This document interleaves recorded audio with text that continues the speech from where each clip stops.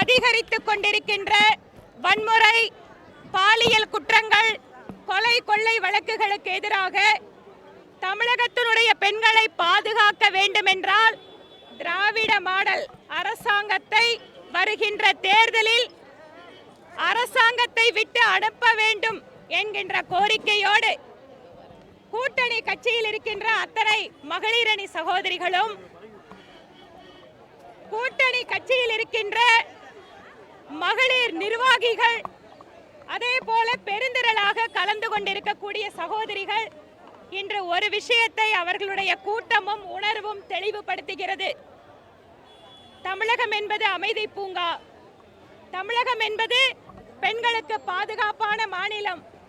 பள்ளி கல்லூரிகளில் அதிகமாக பயிலக்கூடிய பெண் மாணவிகள் தைரியமாக அவர்களை கல்விக்கு அனுப்பலாம் என்கின்ற சூழலை எல்லாம் இந்த திராவிட மாடல் அரசு சுக்குநூறாக பொடி பொடியாக உடைத்துக் கொண்டிருக்கிறது.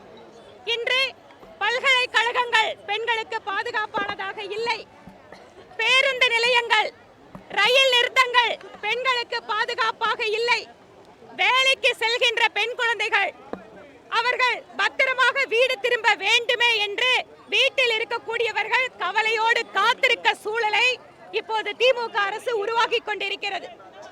பெருகிக் கொண்டிருக்கக்கூடிய போதைப் பொருட்களுடைய நடமாட்டம் காரணமாக எந்த இடத்திலேயும் எப்படியெல்லாம் ஏதாவது ஒன்று நடந்து விடுமோ என்கின்ற பதைப்போடு இன்று பெண்கள் நடமாட வேண்டி இருக்கிறது. 7 வயது முதல் 70 வயது மூதாட்டி வரை பாலியல் குற்றங்கள் அவர்கள் மீது சர்வசாதாரணமாக நடத்தப்படுகிறது. இன்று தமிழகத்தில் 33% பெண்களுக்கு எதிரான குற்றங்கள் அதிகரித்திருக்கிறது. போக்சோ குற்றங்கள், குழந்தைகளுக்கு எதிரான பாலியல் குற்றங்கள் 52% அதிகரித்திருக்கிறது. பெண்களுக்கு எதிரான பாலியல் வன்முறை வழக்குகள் 109% தமிழகத்தில் அதிகரித்திருக்கிறது. இப்படியெல்லாம் இந்த புள்ளி விவரங்களை எல்லாம் பார்க்கின்ற பொழுது உண்மையாகவே நாம் கல்வியில் சிறந்த தமிழ்நாடு, பெண்களை போற்றுகின்ற தமிழ்நாடு என்கின்ற சிறப்புகளை எல்லாம் இந்த திராவிட மாடல் ஸ்டாலின் அவர்கள் அரசு சிதைத்துக் கொண்டிருக்கிறது என்பதை உணர முடிகிறது.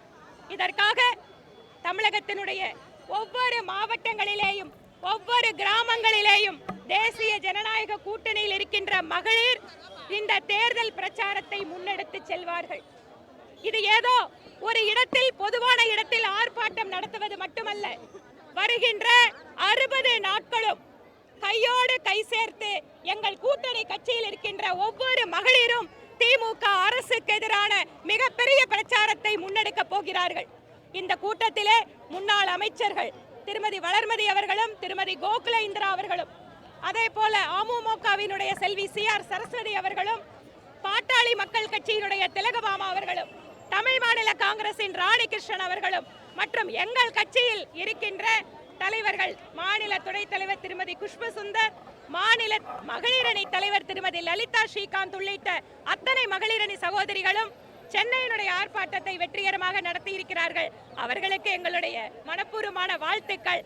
எங்களுடைய இந்த போராட்டம் என்பது இப்போது முதல் அடி எடுத்து வைத்திருக்கிறோம். வருகின்ற காலத்தில் இன்னும் நெருக்கமாக, இன்னும் வேகமாக திராவிட மாடல் திமுக அரசுக்கு எதிரான எங்கள் பிரச்சாரத்தை முன்னெடுப்போம் என்று கூறிக்கொள்கிறோம்.